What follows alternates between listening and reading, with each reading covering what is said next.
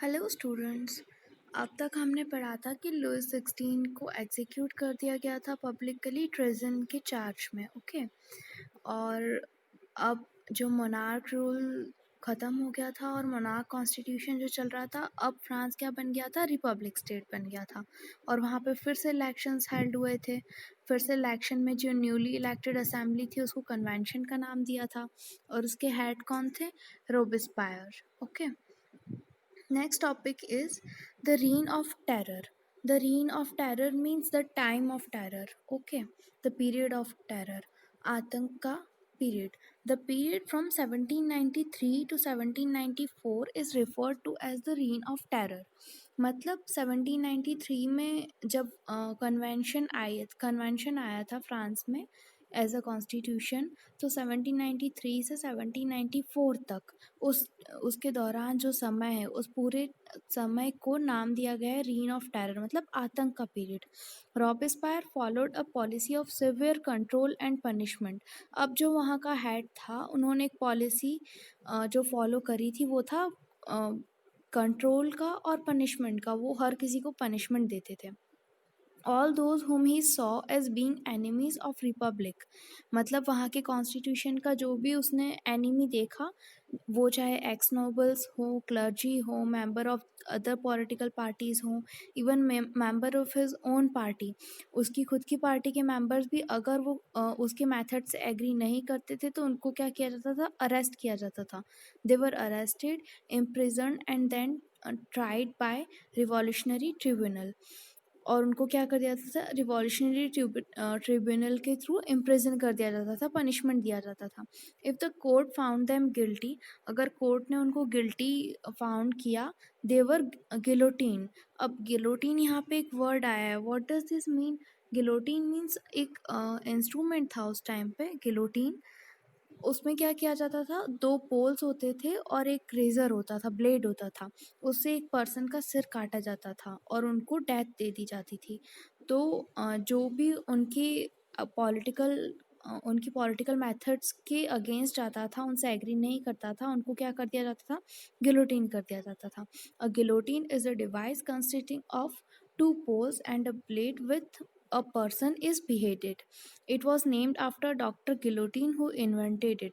Doctor guillotine ने इस instrument को इन्वेंट किया था, इसलिए इसका नाम क्या रख दिया था, guillotine. Next, Robespierre government issued laws placing a maximum ceiling on wages and prices. Now, this is an important topic, students. Please understand it carefully.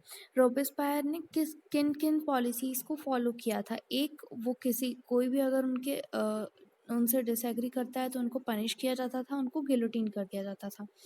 रॉबेस्पायर government issued laws placing a maximum ceiling on wages and prices, मतलब लोगों की wages जो उनको मजदूरी मिलती है और उनको जितनी प्राइसेस चीज़ों की, जो प्रोडक्ट की प्राइसेस होती हैं, उन पे एक मैक्सिमम सीलिंग लगाती थी। मैक्सिमम सीलिंग दैट मीन्स इससे आगे प्राइसेस और वेजेस नहीं बढ़ेंगी।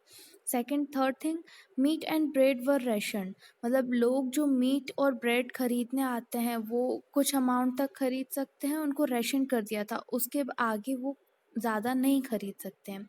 Peasants were force to transport their grain to cities and sell it at prices fixed by the government.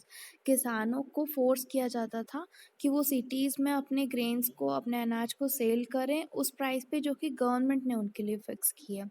The use of more expensive white floor was forbidden, ज़्यादा expensive white floor जो होता था उसका use क्या कर दिया था, बंद कर दिया था। All citizens were required to eat the pain d'egalite. अब उनको क्या खाना पड़ता था, पेन डेगालेट, वो इक्वलिटी ब्रेड था और लो क्वालिटी ब्रेड था। A loaf made of whole wheat, पूरी होल व्हीट से, पूरे व्हीट से बना हुआ एक लोफ होता था वो। Equality was also sought to be practice through forms of speech and address.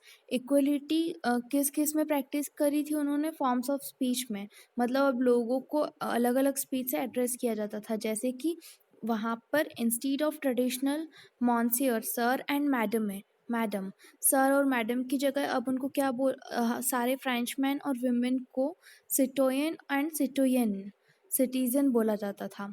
Sir और मैडम एड्रेस नहीं किया जाता था, सारे सिटीजन्स को, वहाँ के सारे मैन एंड वुमेन को सिटीजन बोला जाता था। Churches were shut down and their buildings were converted into barracks और ऑफिसेस। चर्चेस को बंद कर दिया था रॉबस्पायर ने, और वहाँ की जो बिल्डिंग्स थी उनको ऑफिसेस में कन्वर्ट कर दिया था, चर्च की बिल्डिंग्स को। Robespierre pursued his policies so relentlessly that even his supporters began to demand moderation. Robespierre ने अपनी पॉलिसी को इतना स्ट्रिक्ट बना लिया था कि इवन वहाँ के सपोर्टर्स, उनके जो सपोर्टर्स थे, वो खुद कुछ मॉडरेशन चाहते थे। Finally he was convicted by a court in July 1794। अब देखो 1793 में कन्वेंशन बना, रॉबेस्पायर रूल स्टार्ट हुआ, और जुलाई 1794 में कोर्ट ने उनको कन्विक्ट प्रोक्लेम कर दिया। Arrested on the next day and sent to guillotine. Next day उनको अरेस्ट कर लिया और उनको भी गिलोटीन कर दिया गया at the end. Now this was all about the reign of terror. अब रीन ऑफ टेरर ख़त्म हुआ, कन्वेक्शन ख़त्म हुआ, तो वहाँ का कोई हेड नहीं होता था, तो उसके लिए क्या बनी, एक डायरेक्टरी बनी, a directory rules France. A fall of Jacobin government allowed the wealthier middle classes to seize power. Jacobin government का फॉल हुआ, अब क्या हुआ, मिडिल क्लासेस के हाथ में पावर आ गया था। A new constitution was introduced which denied the vote to non property section of society. वापस एक नया कॉन्स्टिट्यूशन बना जिसने वापस से क्या किया कि नॉन प्रॉपर्टी सेक्शन जो है सोसाइटी के, उनके उनको जो वोट का राइट दिया गया था उसको डिनाई कर दिया, उसको ख़त्म कर दिया। It provided for two elected legislative councils. उन्होंने उन्होंने क्या किया, पब्लिक को राइट दिया कि अब आप दो लेजिस्लेटिव काउंसिल्स इलेक्ट करोगे। Then the appointed a directory and executive made up of 5 members.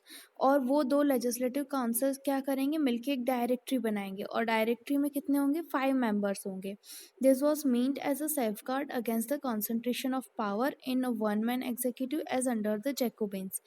इसको कैसे मीन किया गया था कि पावर अब सिर्फ एक इंसान के हाथ में नहीं है, तो ये जैकोबिन्स के फाइव फाइव मेंबर्स के हाथ में रहेगी अब डायरेक्टरी के। However the directors often clashed with the legislative councils. बाद में क्या हुआ कि जो डायरेक्टर्स का 5 ग्रुप्स बनता था, उनकी खुद की क्लैशेस होने लग गए लेजिस्लेटिव काउंसिल से, who then sought to dismiss them, जो बाद में उन्हें डिसमिस कर देते थे, मतलब जॉब से हटा देते थे। The political instability of the directory pave the way for the rise of military dictator Napoleon Bonaparte. अब यहाँ पे स्टार्ट होता है नेपोलियन रूल। ये जो पॉलिटिकल इंस्टेबिलिटी हुई थी, तो उन्होंने किसके राइज के लिए एक वे बना दिया था, नेपोलियन बोनापार्ट। अब नेपोलियन बोनापार्ट जो कि एक मिलिट्री डिक्टेटर थे, उनका रूल चलेगा। Through all these changes in the form of government, the ideals of freedom, of equality before the law, of fraternity remained inspiring ideas that motivated political movements in France and the rest of Europe during the whole century.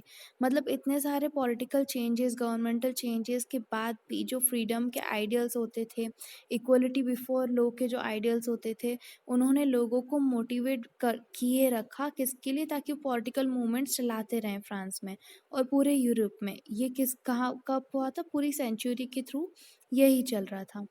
So did women have a revolution, हम women revolution के बारे में next video में पढ़ेंगे। आज के लिए सिर्फ इतना ही। Keep studying.